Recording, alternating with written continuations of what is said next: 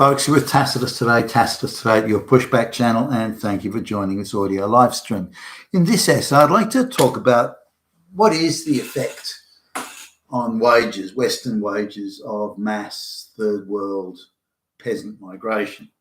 Now, the amount of skilled migrants that come into the West isn't very high. There are sort of small numbers there. They do have an effect, say, in things like computer programming and the like, coding, where a lot of Indian and Pakistani programmers are brought in to artificially dampen down wages. But and I'll come back to that in a minute. But if you look at the millions that are coming in, there's been over the last 2 years, 3 years in the United States, there's been 5 million or so migrants coming in, and that's just the illegals. The legal ones sort of on top of that. Now, how many of those are skilled and have any skills? Most of them are illiterate in their own language and have never worked, never had a job. They could be in their 30s and they've never done a day of work. So what do they do?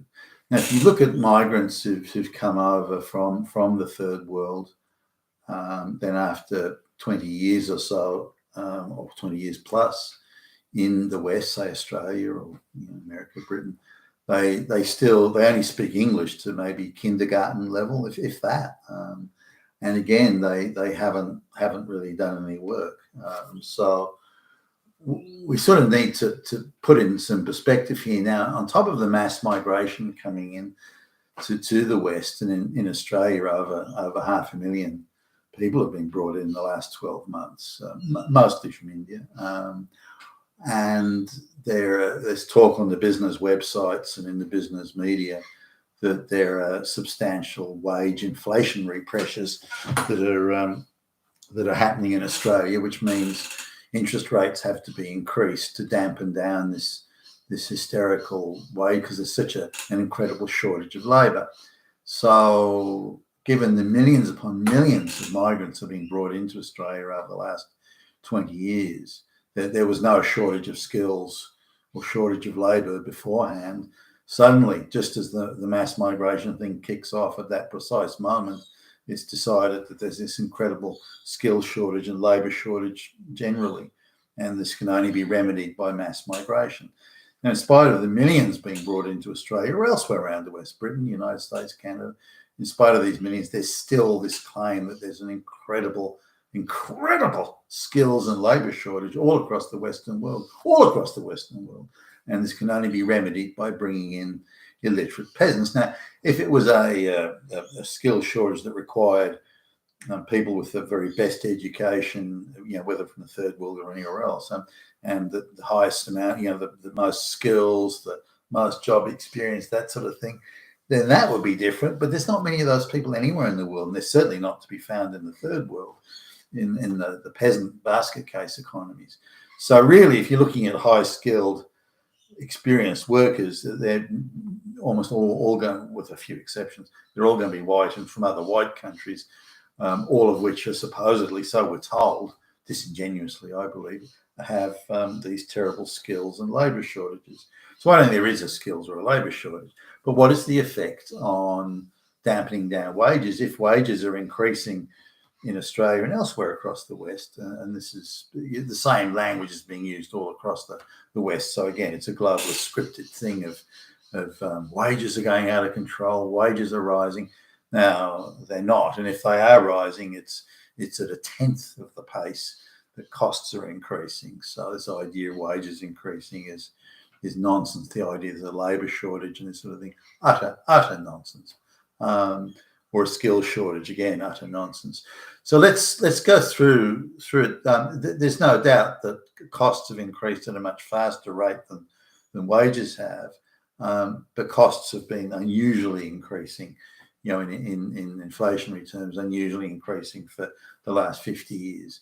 So it's not that wages haven't increased, they have, it's just costs have increased much faster.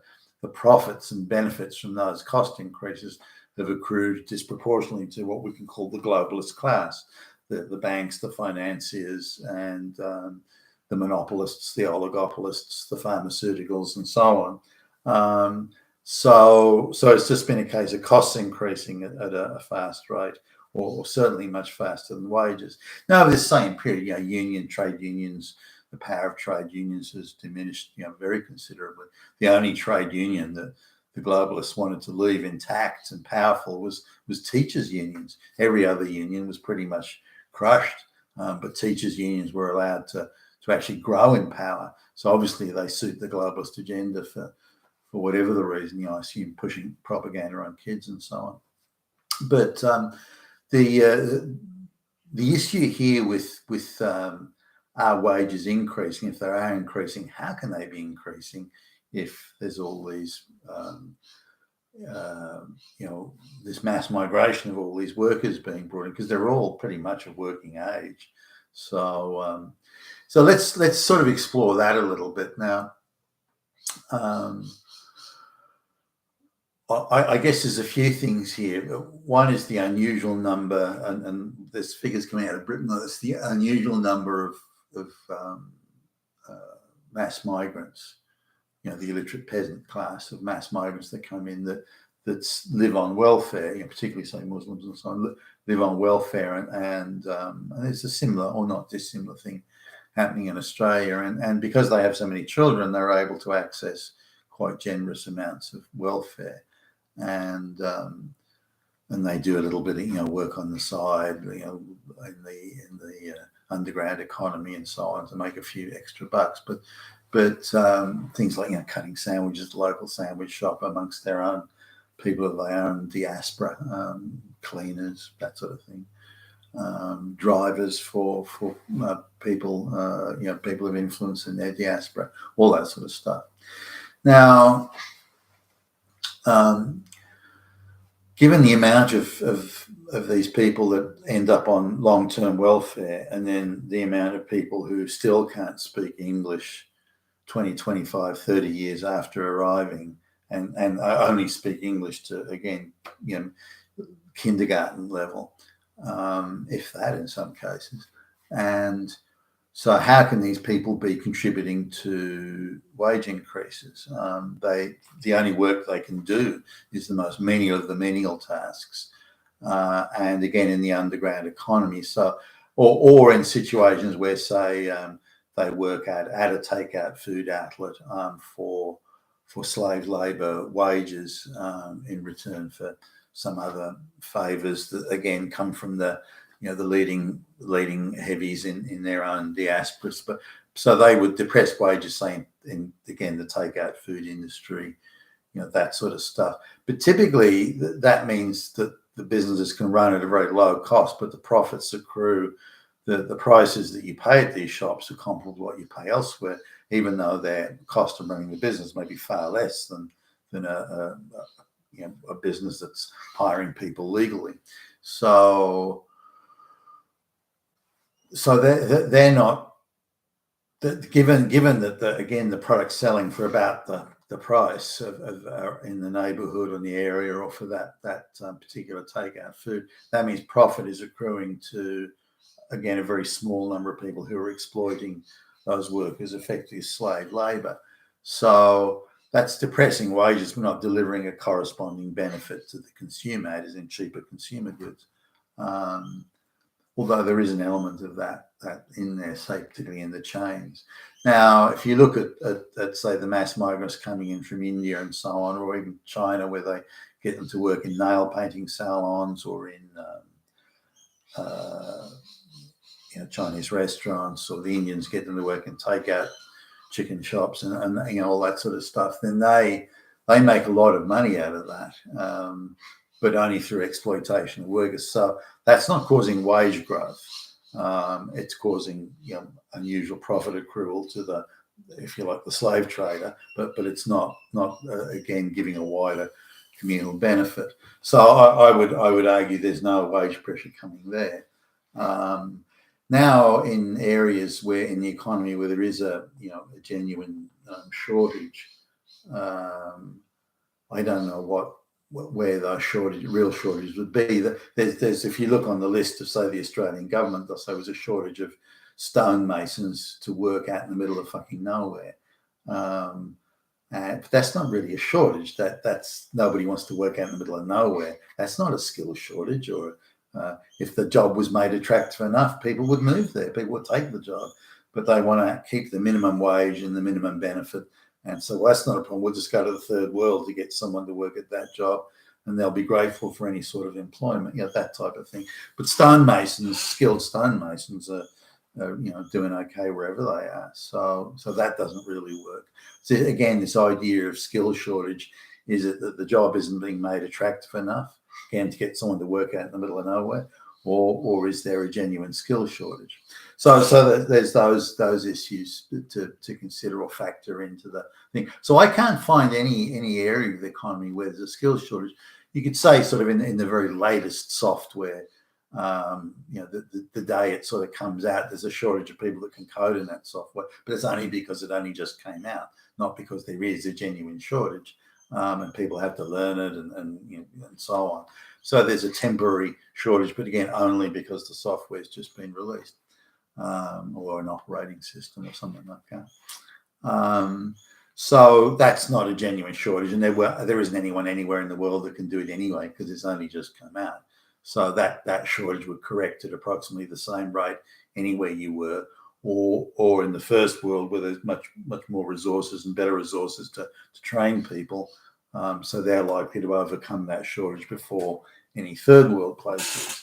So really the third world can only provide labourers and entry-level workers to various industries, and even then you have to accept a much lower standard of work and so on from nearly all of these workers, including their inability to speak the language.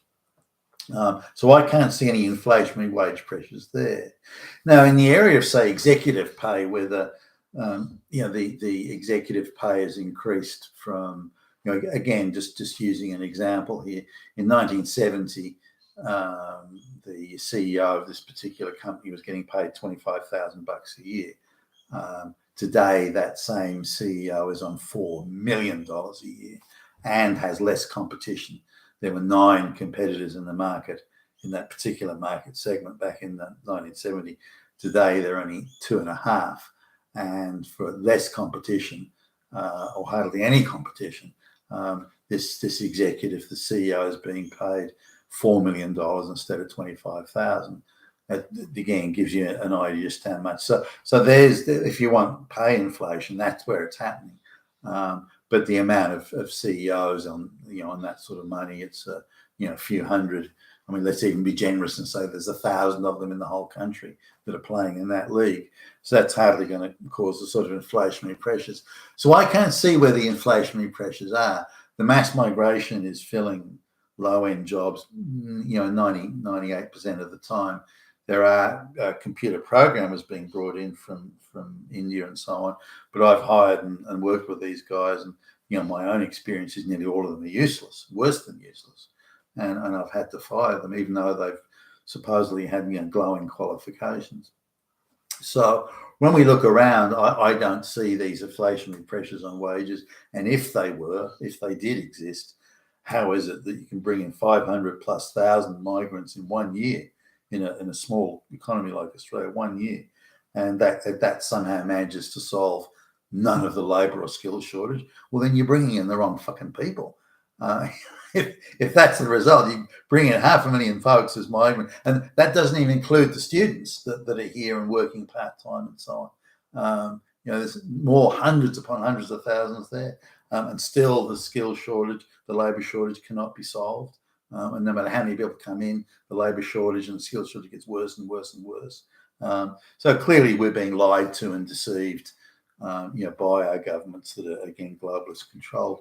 But I simply can't see this. I don't know what use it is bringing in illiterate peasants from the third world, many of whom are still fully dependent on welfare, decades down the track. So, but I can't see this wage pressure anywhere. Maybe someone can correct me, but I don't see there's any skill shortage or labour shortage that is causing a market demand, as in a shortage of something creates like a higher price for it.